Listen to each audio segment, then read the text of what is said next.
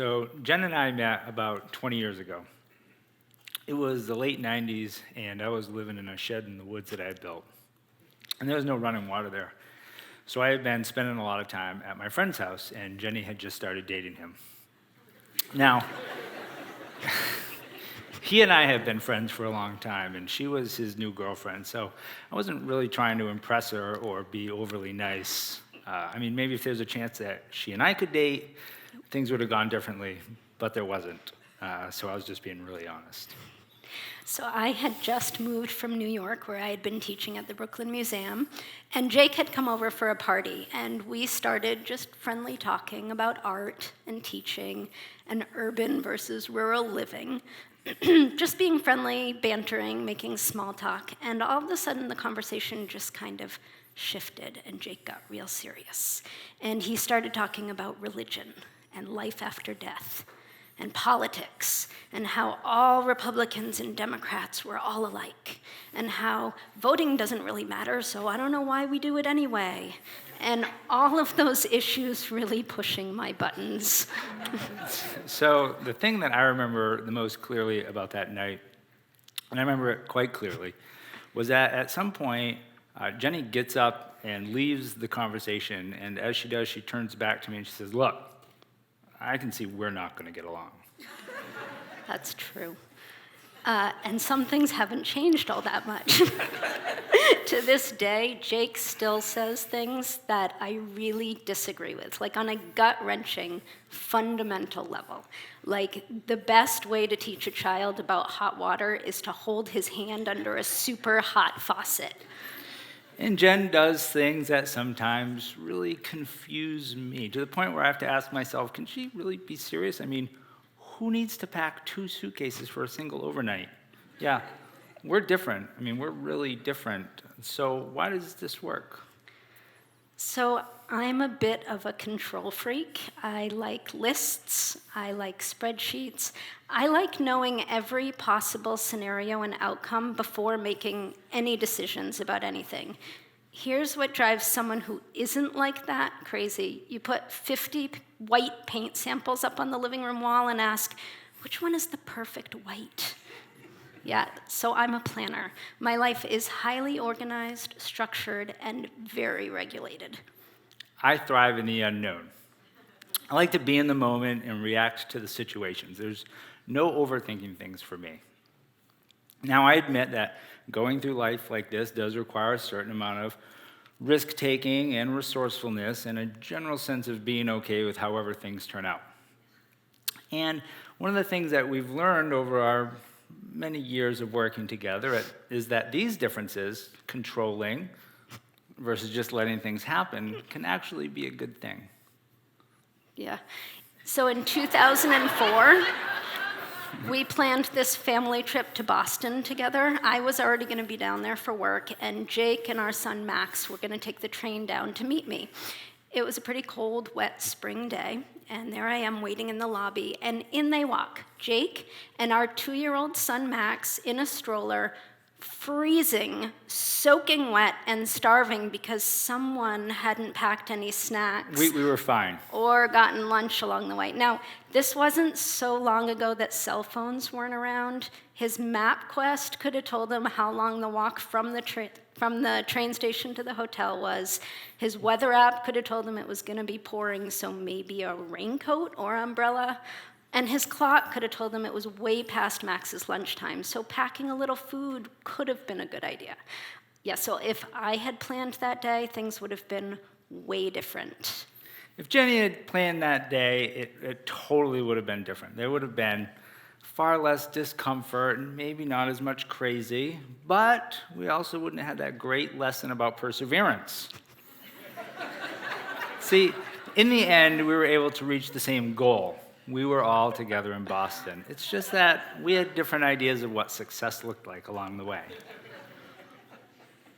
Here's how I would characterize our working together.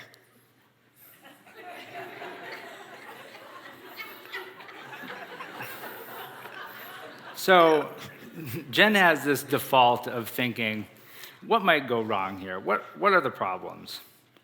to the point where sometimes she gets into these arguments with our kids about their doing things that she sees as being detrimental.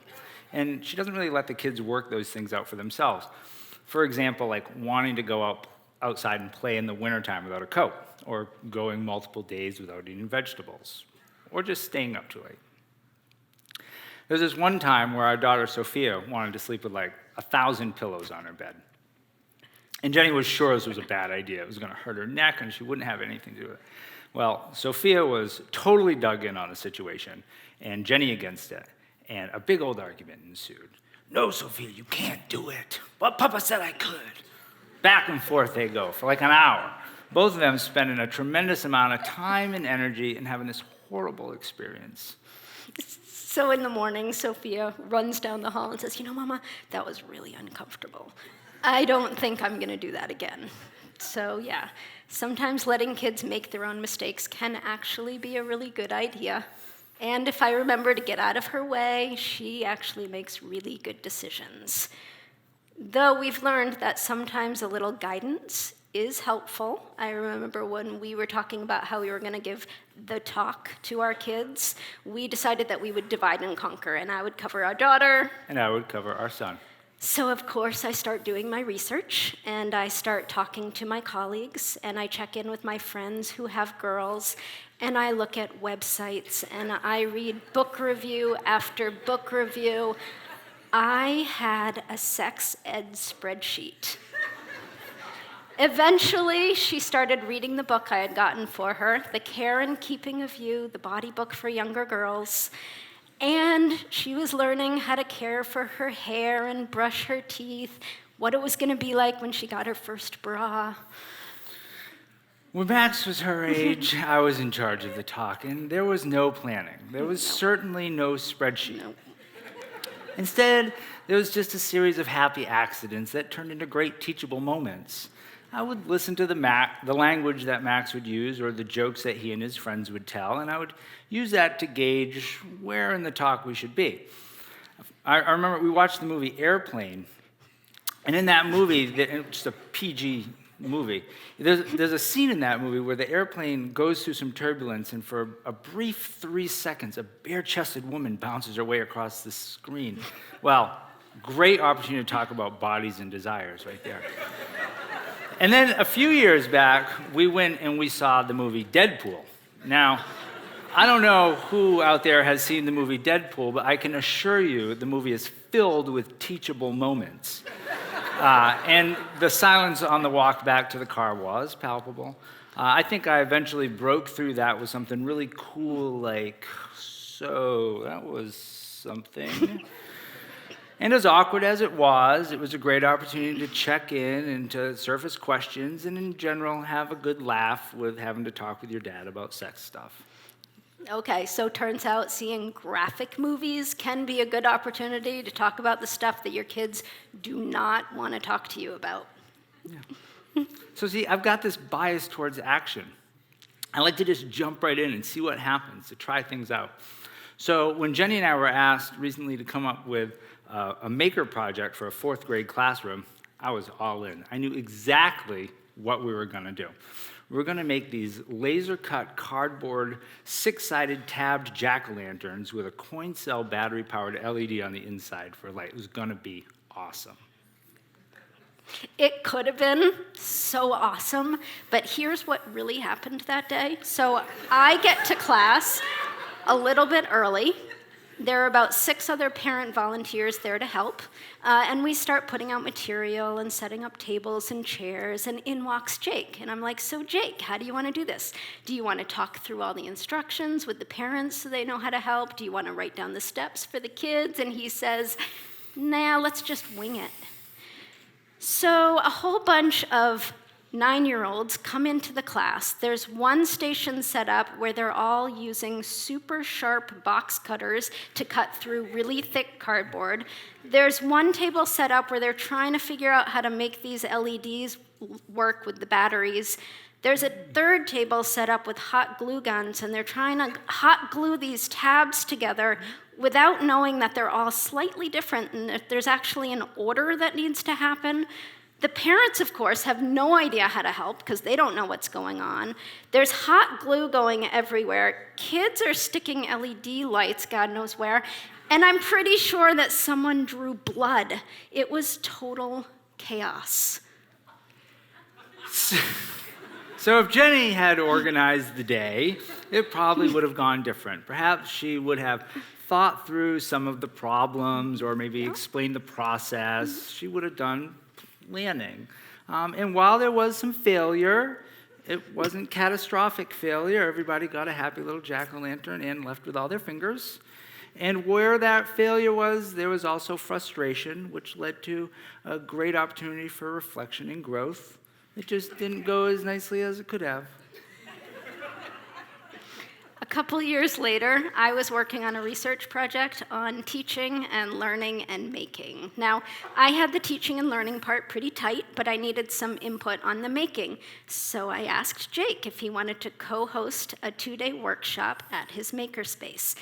Yes, he said, and I got really excited about planning the agenda. And I said, Jake, what do you want teachers to know and to understand through the day? Like, what kinds of skills do we want them to leave with? And oh my God, here's my agenda. Let's just make some shit and see what happens. See, I am not a planner. For me, planning is a bit like trying to look at the sun. It just hurts my eyes and it makes me want to look away. But I have come to appreciate some of the value that comes in thinking just a little ahead in the planning. So much so that I've recently asked Jen to help me think through some learning goals on a workshop that I'm putting on. yes. So Jake and I are pretty different in teaching, in parenting, and even in our professional lives. But it's because of those differences and not in spite of them that we have our successes in all of these areas. You see, working with someone who's different from you, who is actually kind of opposite from you, can actually help you see things in new ways. It can help you experiment and explore and try ideas that you ordinarily would never have thought of. And that's a really good thing. Yeah, it's a good thing. So the next time you're working on a project or you have a problem, go find someone who's radically different than you. And someone who's working on that same project or problem. And engage them, listen to them, hear what they have to say. See, this isn't about compromise. This is about finding someone who will push back on your ideas to help you grow and develop. Now, at first, they may say something like, I can see we're not going to get along. But don't let that stop you. Because eventually, if you let them, they might just lead you down a road that you otherwise might not have gone. Thank you.